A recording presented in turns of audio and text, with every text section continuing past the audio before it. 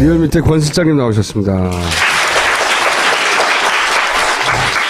예, 가장 이득을 많이 본 사람은 사실상 안희정 지사하고 황교안 대행 그리고 문재인 전 대표입니다. 보시다시피 문재인 전 대표 같은 경우는 이 정도로 한 5, 6%포인트 높아졌고 황교안 대행 같은 경우 거의 10%포인트가 이제 오늘 어제 하고 그제 이틀간 조사를 묶어서 한 결과입니다. 이 정도 올랐고 안희정 지사 또한 상당히 많이 올랐습니다. 여론조사에 따라서는 이 두 사람의 순위가 바뀌기도 하더라고요, 보니까. 맞습니다. 바뀌기도 하는데 근데 오늘 주중 집계로서는 지금 황교안 대행하고 안희정 지사가 0.2%포인트 차로 지금 붙어 있는 상황입니다. 몇 프로에서 붙었어요, 오늘은? 15%대에서 0.2%포인트 차이가 납니다. 황교안이 약간 떨어지고 안희정은 약간 올라간. 사실상 지난주에 보면 여기 다 붙어 있잖아요.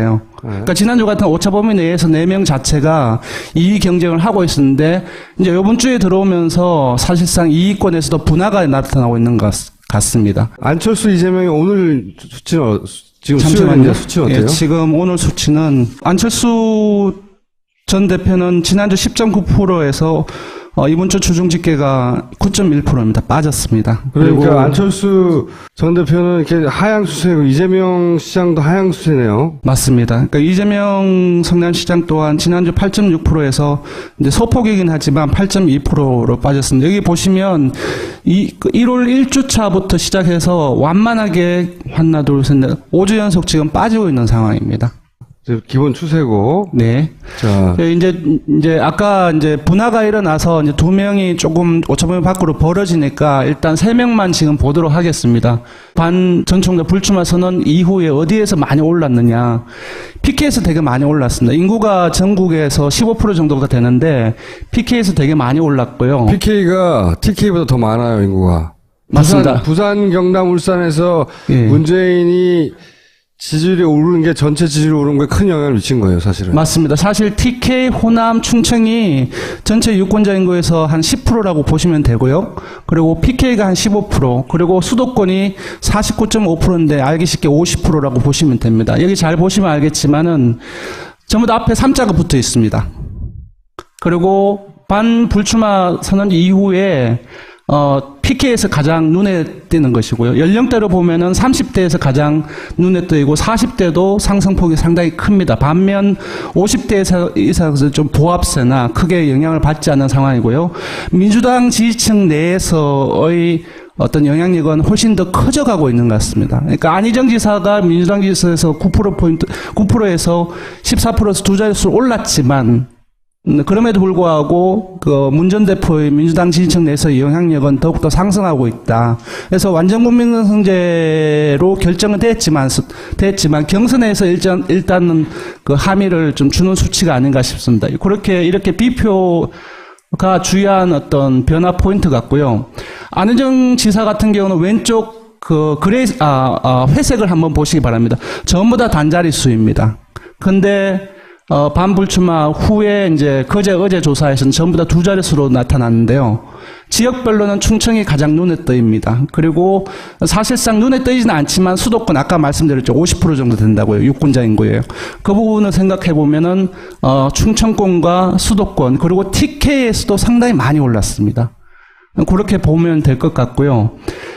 이제 눈에 띄는 것은 60대 이상에서 상당히 상승폭이 상당히 컸던 것, 그리고 민주당 지지층이나 정의당 지지층뿐만 아니라 안 전 대표가 주요한 영향력을 행사하고 있는 국민의당에서도 상승폭이 상당히 컸다는 것들.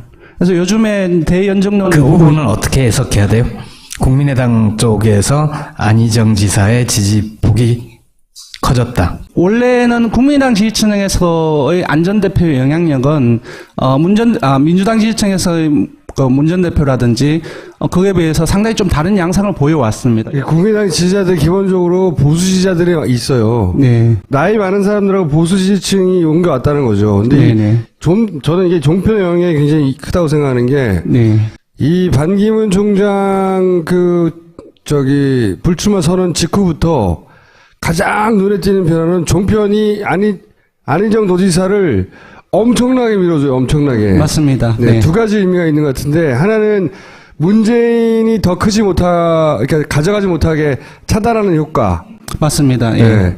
크게 차이 나는 게 종편에서는 안희정과 안철수 둘 다를 크게 띄워줬는데 안철수 그 대표는 못 받아먹었어요.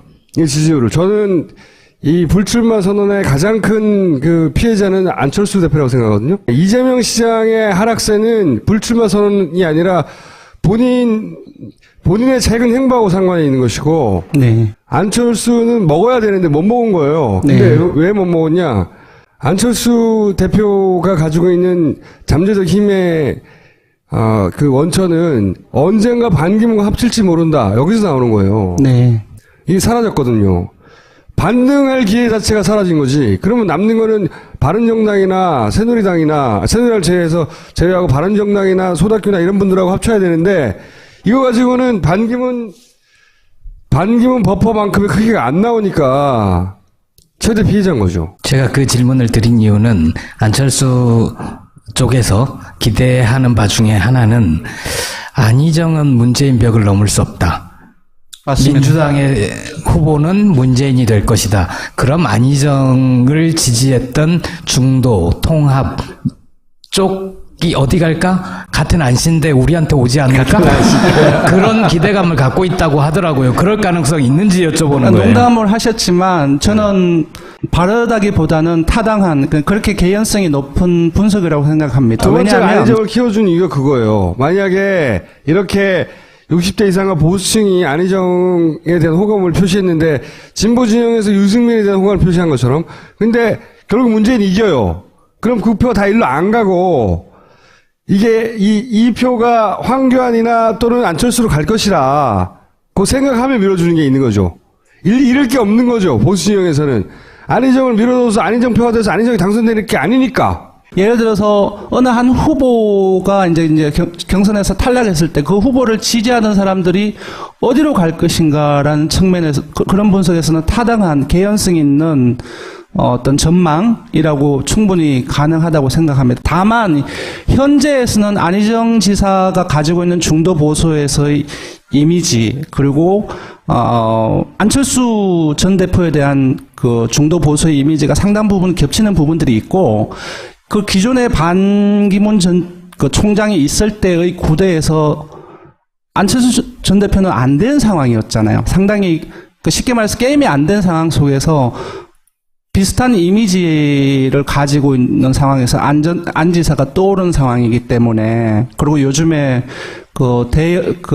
연정 이 부분들도 사실 그 이념 성향에 따라서 좀 다른 어떤 그 비판이라든지 지지도 하고 있지만 분명히 진보 진영에서는 조금 빠지고 있어요. 안 지사. 근데 중도 진보에서는 요즘 많이 오르고 있는 상황입니다. 그런 것들 종합적으로 봤을 때 지금 단계에서는 조금 안 지사의 부상에 따라서 좀 반사로 좀 피해를 보고 있는 상황이 아닌가.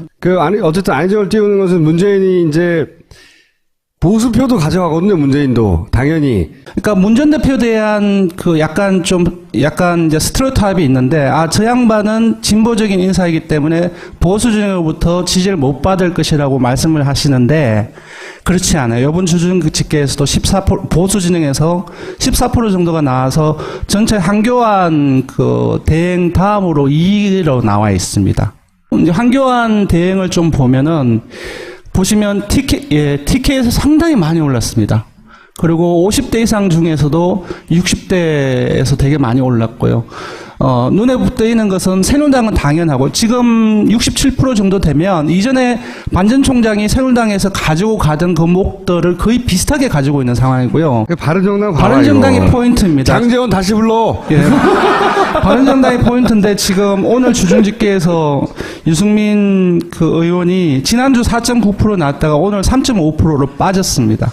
그러니까 이거는 제 생각에는 유승민 남경필 의원과의 어떤 새누리당과의 연대 그런 부분들에 대해서는 좀 약간 대립각이 있었는데 저는 그렇게 생각이 들어요. 떨어져 나왔는데 다시 붙는다고 하니. 내 말이 그거예요. 예. 그러면은 새누리당이 훨씬 크니까 예. 새누리당 지지하고 말지. 근데 바른정당 구성이 보수층도 정말. 있지만 사실 새누리당을 싫어하는 중도층도 있거든요. 그 사람들은 어떤 태도를 가질 것인가 연대를 한다라고 했을 때 그런 부분들을 하고 지금 황교안 그 대행이 바른정당에서 1위입니다. 유승민 정당 그 의원을 제친 겁니다. 사실상 바른정당 지지자인데 바른정당 후보를 지지 안 하고 황교안을 지지한다는 거 아니에요? 그런 상황입니다. 지금. 이게 말이 돼요? 국민의당 지지자들이 문재인 지지하는 거랑 똑같은 거예요. 그 사실상 그 유호 의원은 그 황교안 그 대행이 나오기 상당히 힘들고 그래서 새누리당의 지지층 가지고 올 목적으로 이제 그런 연대론을 편 건 사실이거든요. 하지만 결과는 지금 이제 반대로 나타나고 있는 거죠. 유승민 캠프의 이 브레인들이 누군지 모르겠어요, 도대체. 항상 답답해. 반 총장이 지난주 수요일날, 일요일날 급작스럽게 했잖아요. 근데 그 다음날하고 그 다음날 금요일날 이틀간 조사했는데요. 이제 정당 후보가 민주당 후보 누구, 어느 후보가 누구를 이제 가상을 하고 이제 대결을 했던 겁니다. 먼저 제일 위에 있는 사람을 본다면은 처음으로 40%를 넘었고요. 문재인. 그리고 문재인 황교안 전 대표가 황교안 대행이 지금 선언을 하자마자 여기서 멈췄죠. 19%로 올랐습니다. 이거는 1월 3주차에 반기문 전 총장하고 동일한 수치입니다. 그러니까 보수층이 지금 결집을 하고 있는 상황입니다. 왜냐하면 기대를 걸었던 반 전 총장이 지금 나가 있고 그리고 대세론, 그러니까 문 전 대표의 대세론이 형성되고 있고 아무 희망이 없는 상황이기 때문에 이제 당연히 지금 그 황교안 대행으로 그 결집을 할 수밖에 없는 상황이고요. 나머지 분들은 이제 조금 안타깝지만 그 안철수 전 대표나 그 유승민 의원이라든지 그 심상정 그 대표는 좀 거의 변동 없이 그냥 가고 있는 상황입니다. 그제하고 어제 이틀간 그러니까 반기문 불출마 선언 이후에 처음으로 가상 대결 3자 대결을 한 것입니다. 일단은 제일 위에 걸 보면은 그 문재인, 황교안, 안철수 3자에서는 이전에 3자 대결 되게 많이 했습니다. 리얼미터가. 근데 모든 양자 대결 누구의 조합이든 간에 양자 대결에서 처음으로 요번에 문재인 그 전 대표가 3자 대결에서 50%를 넘은 상황이고요. 황교안 후보 같은 경우는 절반이 안 됩니다. 그리고 안철수 후보 같은 경우는 더 떨어졌습니다. 지금 이렇게고요. 그리고 안희정 그 지사를 넣어서 동일한 황교안, 안철수 3자 대결 안희정만 로만 바꾸어서 해봤는데 그의 경쟁력이 문재인 그 전 대표하고 비슷합니다. 그 50.2, 49.7, 23.2, 24.4, 18.2, 19.2. 오히려 어떻게 보면은 더 떨어뜨린다는 입장에서 본다면은 살짝 더 경쟁력이 있는 것이 아닌가라고 보는데 지난번에 얘기했듯이 이건 문재인의 힘 혼자의 힘이 아니고 구도의 힘이에요. 구도의 힘. 맞습니다. 여기에 만약에 이재명 성남시장을 넣었다고 한다면은 이 정도의 50%에 가까운 또는 50%를 살짝 넘는 지지율은 아니지만 이 정도의 기획은 나올 거라고 생각이 듭니다. 지금 이제 민주당 경선이 남아 있기 때문에 안희정이냐 아니면 문재인 전 대표냐를 두고서 이제 민주당 지지층이나 아니면은 전체 이제 진보층에서 이제 고민을 하실 수도 있을 것 같아요. 그래서 지금 이 그 데이터를 가지고서 경쟁력을 좀 비교를 해봤습니다. 역시 문 전 대표 같은 경우는 그 민주당하고 정의당 이제 진보 진영 밑에도 그렇고요. 그래서 이제 경쟁력을 가지고 있고요. 그리고 안 지사 같은 경우는 희한하게도 국민의당을 비롯해서 새누리당, 바른정당, 무당층, 보수층에서 이거는 비교입니다. 상호에 대한 비교입니다. 상대적으로. 그러니까 문 전 대표에 비해서 경쟁력을 가지고 있습니다. 안희정 지사가 지금 이제 22일 날 출마 선언 이후에 사실상 우클릭 행보를 계속적으로 하고 있습니다. 사드에 대한 문제라든지, 그리고 이재명 성남시장에 대한 복지 정책에 대한 어떤 보수적인 태도, 그런 부분부터 시작해 요번에 대연정에 대한 논란까지 계속적으로 우클릭을 하고 있는데, 안희정 캠프가 그렇게 하는 이유는 알겠어요. 네. 안희정 지사 자체는 진보적인 성향이 굉장히 강한 양반이고, 또 대연정에 대해서 자기가 노무현 정부 때 겪었던 극단적인 대결을 이제 벗어나야 된다. 뭐 이런 생각도 스스로 가지고 있는 것도 맞아요. 그런데 이제 지금 전략을 가지고 이렇게 하는 거거든요. 오른쪽으로. 근데 이게 경선에서 이길 가능성을 점점 떨어뜨리고 있는 것 같아요.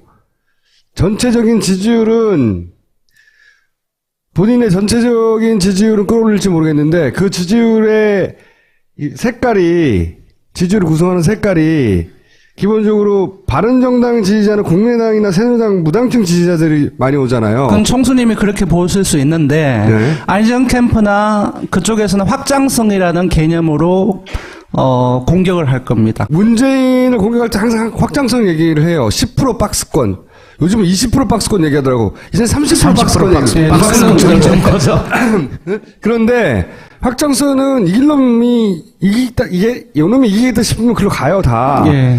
문제는 새누리당이나 바른정당의 지지자들이 민주당 경선에 열정적으로 참여해서 안희정을 영적으로 찍어주느냐 이게 문제란 말이죠. 근데 지금 민주당 지지자들 중에서는 안희정 지지도가 조금씩 떨어진단 말이죠. 이런 얘기를 하면 할수록. 네네.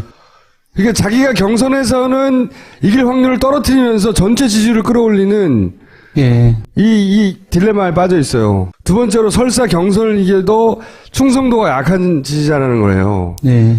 저쪽에서 보수 진영에서 더 매력적인 사람이 나타나면 금방 넘어갈 수 있는 이 전략이 첫 번째 주목도를 끌어올려서 기회를 가질 수는 있죠.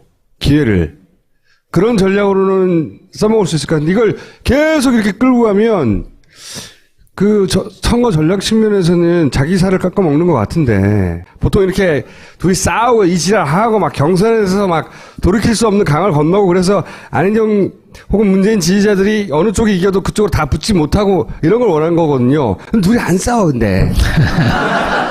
첫 번째가. 안 싸울 것 같아요. 네, 착각이 하나 그게 있고, 두 번째는 문재인은 막았지 모르겠지만, 민주당 파인을 더 키워주는. 맞습니다. 예. 지금 오늘 그 민주당 놀라우실 텐데 민주당 그 지지율이 얼마가 나왔냐면 네. 45%가 나왔습니다. 이게 김대중, 김영삼 시절부터 수십 년간 써왔던 방법이거든요. 이재명 가지고 그거 하다가 이제 이재명의 효용이 약해지기 쯤 돼 안희정을 확 집은 거예요. 안희정 가지고 이제 붙여서 막 싸우라고 이지랄하라고 붙인 거거든요. 근데 이 두 사람이 그런 성향의 사람이 아닌데다가 그 과거의 관계도 그러하고 현재의 관계도 그러해. 그래서 자기들 생각만큼 잘 안 싸우고 파이만 커지고 있는 거예요, 파이만. 그래서 도와주고 있는 거거든요. 한편으로. 다만, 안희정 도지사가 이 커진 파이와 주목도를 자기까지로 가져가야 되는데, 그거보다는 대선이 끝난 후에, 이 싸움에서 문재인을 이기고 대선 후보가 되면 상관이 없어요. 근데 못 이기면 안희정이 이제 대선에서 남긴 레테루는 진보적이지 않은 민주당 후보의 레테루를 오랫동안 가져가야 되거든요. 난 이것도 생각해 봐야 될 거라고 생각하는데 지금 뭐 그거 일리가 없지. 네, 좀 천천히 고민하고요. 저 이거 충격적인 거 봤어요. 장재훈 의원한테 전화 걸어야 돼. 네. 정당 지지도 정의당하고 뒤집혔어요. 오늘 제가 생각하기에는 누구의 효과다라고 얘기하는 힘들 것 같아요. 문재인 전 대표의 효과다 아니면 안희정 지사의 효과가 아니라 저는 반기문 전 총장의 불출마 선언의 반사이기라고 생각합니다. 왜냐하면 종편이 뻥커질해서 그분이 드랍을 하게 됨으로써 진보 진영이 그분을 통해서 정당으로 연결되어 있었는데 그분이 빠진 거예요. 갈 곳이 없었던 거예요. 그럼 다른 쪽으로 안희정이나 다른 사람을 지지하는 과정 속에서 정당에 대한 태도도 바꾸게 되는데 그것이 민주당으로 옮아갔다는 거죠. 수치부터 불러주시고요. 예. 네. 그래서 수치가 45.4 그리고 새누리당이 13.8 국민의당이 10.5 정의당이 6.8이 나왔습니다. 그리고 바른정당이 5.8이고요. 양자 대결이구나. 예, 양자 대결인데 그게 이제 양자 대결인데 이제 다시 한번 말씀드리면 이제 눈에 띄는 것은 문재인 전 대표가 양자 대결에서 처음으로 50%를 넘었고요. 황교안 대행하고 붙었을 때는 60%가 나왔습니다. 그러니까 이게 탄핵을 쟤네들이 지금 하면 안 되는 거거든. 어떻게든지 연기해야 되거든. 안철수 전 대표하고는 무려 24.5%인가요? 한 25% 정도 차이가 나고요. 이제 지금 황교안 그 대행하고는 거의 30%? 거의가 아니군요. 30.5%포인트가 차이가 납니다. 그래서 잠시 조금 보면 사실상 저희가 그 반기문 전 총장이 불출마 선언을 하기 직전에 저희들이 조사를 했어요. 31일, 2월 1일 날 무난 양자택을 몰랐죠. 그때 했는데 그때는 상당히 붙고 있는 상황이었습니다. 43대 32로. 이 안철수의 예. 반기문이 더해진 거거든요, 뒤에. 맞습니다. 예. 그랬는데. 그래서 최대 피해자라는 거죠, 제가. 반기문이 예. 날라가가지고. 빠지니까 문 전 대표는 약 10%포인트가 올랐고, 그리고 안철수 그 전 대표는 오히려, 빠졌습니다. 그래서 기존에, 직전에 11%포인트 차에서 무려 24.5%포인트로 벌어졌습니다. 그리고 이재명 시장이 다시 살아날 찬스가 오고 있어요. 제가 보기엔. 네. 이 불안한 전국. 이 도대체 어떻게 될지 갈팡질팡한, 그리고 정치인들이 먼저 안 움직이는 상황. 그럴 때 제가 보기엔 그러니까 이재명 지사가 빛나는 순간인데 그걸 살려낼 수 있을지 모르겠어요. 그러니까 요즘에 샤이 보수 그 부분이 사실 이제 여권이나 보수층으로부터 지지율이 낮게 나오는 것들의 어떤 대응 논리로서 많이 나오는데 그 조사를 했어요. 샤이 보수가 얼마나 되냐? 샤이 보수, 뭐 샤이 그처럼 그래서 질문이 뭐냐면은 보수정의 유권자가 조사 참여를 거절하거나 참여하더라도 자신의 표심을 숨기는 그 여론조사에서 경향이 어느 정도 있을 거라고 물어봤는데 매우 심하게 있을 것이라고 한 게 17.3%, 다소 있을 것 36.9%. 그래서 결론적으로 보면은 사이 보수 형상, 그러니까 응답률이 보수층이 이제 응답 안 하거나 실제로 응답하더라도 자신의 속마음을 얘기 안 하는 그런 경향이 있을 것이라고 본 그 유권자들이 54%, 그리고 없을 것이다라고 한 것이 34%가 나왔습니다. 근데 그거는 자기가 샤이다 아니다가 아니잖아. 근데 그게 조사 결과가 실제로 자기가 이동한 것이 아니라 이런 민심이 거의 비슷해요. 그렇게 나타납니다. 그러니까 요번에 반불출마 이후에 JTBC하고 리얼미터가 긴급 여론조사를 했는데 자체적으로 이동한 것들을 저희 분석하고 그때 그 질문에 어떤 건 넣냐면 누가 어느 쪽으로 많이 이동할 것이라고 생각하는 그 여론조사를 문항이 하나 있었는데 자기 마음을 말하는 것이다, 예. 결국은. 그 여론조사하고 실제로 분석한 데이터하고 거의 비슷하게 나왔어요. 감사합니다. 보세요. 이보시오. 마카 좀 갖다 주시오. 이거 보세요. 여기는 한국입니다. 마카는 페루에 가야 있으니까 그냥 푹 쉬세요. 뭐라고? 페루비안 네이처 코리아의 마고 마카를 모른다고? 아니, 이게 무슨 소리야? 페루를 대표하는 슈퍼푸드 마카. 이제 국내에서도 100%로 드실 수 있습니다.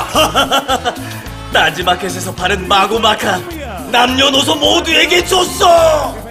15%대에서 0.2%포인트 차이가 납니다. 황교안 약간 떨어지고 안희정 약간 올라간. 사실상 지난주에 보면 여기 다 붙어 있잖아요. 그러니까 지난주 같은 오차 범위 내에서 4명 자체가 2위 경쟁을 하고 있었는데 이제 이번 주에 들어오면서 사실상 2위권에서도 분화가 나타나고 있는 것 같습니다. 안철수 이재명이 오늘 수치는 지금 잠시만요. 수치 어때요? 예, 지금 오늘 수치는 안철수 전 대표는 지난주 10.9%에서 이번 주 주중 집계가 9.1%입니다. 빠졌습니다. 그러니까 그리고 안철수 전 대표는 이렇게 하향수세고 이재명 시장도 하향수세네요. 맞습니다. 그러니까 이재명 성남시장 또한 지난주 8.6%에서 이제 소폭이긴 하지만 8.2%로 빠졌습니다. 여기 보시면 1월 1주차부터 시작해서 완만하게 전부 다 앞에 3자가 붙어 있습니다. 그리고 반불출마 선언 이후에 PK에서 가장 눈에 띄는 것이고요. 연령대로 보면은 30대에서 가장 눈에 띄고 40대도 상승폭이 상당히 큽니다. 반면 50대 이상에서 좀 보합세나 크게 영향을 받지 않는 상황이고요. 민주당 지지층 내에서의 어떤 영향력은 훨씬 더 커져가고 있는 것 같습니다. 그러니까 안희정 지사가 민주당 지지에서 9%에서 14%에서 두 자릿수로 올랐지만 그럼에도 불구하고 그 문 전 대표의 민주당 지지층 내에서의 영향력은 더욱더 상승하고 있다. 그래서 완전 국민성제로 결정은 됐지만 경선에서 일단은 그 함의를 좀 주는 수치가 아닌가 싶습니다. 이렇게 비표 하나 둘 셋 넷 5주 연속 지금 빠지고 있는 상황입니다. 기본 추세고. 네. 자. 이제 아까 이제 분화가 일어나서 이제 2명이 조금 5,000명 밖으로 벌어지니까 일단 3명만 지금 보도록 하겠습니다. 반 전 총장 불출마 선언 이후에 어디에서 많이 올랐느냐. PK에서 되게 많이 올랐습니다. 인구가 전국에서 15% 정도가 되는데 PK에서 되게 많이 올랐고요. PK가 TK보다 더 많아요, 인구가. 맞습니다. 부산, 경남, 울산에서 예. 문재인이 지지율이 오르는 게 전체 지지율이 오르는 거에 큰 영향을 미친 거예요, 사실은. 맞습니다. 사실 TK, 호남, 충청이 전체 유권자 인구에서 한 10%라고 보시면 되고요. 그리고 PK가 한 15%, 그리고 수도권이 49.5%인데 알기 쉽게 50%라고 보시면 됩니다. 여기 잘 보시면 알겠지만은 리얼 밑에 권 실장님 나오셨습니다. 예, 가장 이득을 많이 본 사람은 사실상 안희정 지사하고 황교안 대행 그리고 문재인 전 대표입니다. 보시다시피 문재인 전 대표 같은 경우는 이 정도로 한 5, 6%포인트 높아졌고 황교안 대행 같은 경우는 거의 10%포인트가 이제 오늘 어제 하고 그제 이틀간 조사를 묶어서 한 결과입니다. 이 정도 올랐고 안희정 지사 또한 상당히 많이 올랐습니다. 여론조사에 따라서는 이 두 사람의 순위가 바뀌기도 하더라고요, 보니까. 맞습니다. 바뀌기도 하는데 근데 오늘 주중 집계로서는 지금 황교안 대행하고 안희정 지사가 0.2%포인트 차로 지금 붙어 있는 상황입니다. 몇 프로에서 붙었어요, 오늘은? 가 주요한 어떤 변화 포인트 같고요. 안희정 지사 같은 경우는 왼쪽 회색을 한번 보시기 바랍니다. 전부 다 단자리 수입니다. 근데, 반불출마 후에 이제 어제 조사에서는 전부 다 두 자릿수로 나타났는데요. 지역별로는 충청이 가장 눈에 띄입니다. 그리고 사실상 눈에 띄지는 않지만 수도권 아까 말씀드렸죠. 50% 정도 된다고요. 유권자 인구예요. 그 부분을 생각해 보면은, 충청권과 수도권 그리고 TK에서도 상당히 많이 올랐습니다. 그렇게 보면 될 것 같고요. 이제 눈에 띄는 것은 60대 이상에서 상당히 상승폭이 상당히 컸던 것. 그리고 민주당 지지층이나 정의당 지지층뿐만 아니라 안 전 대표가 주요한 영향력을 행사하고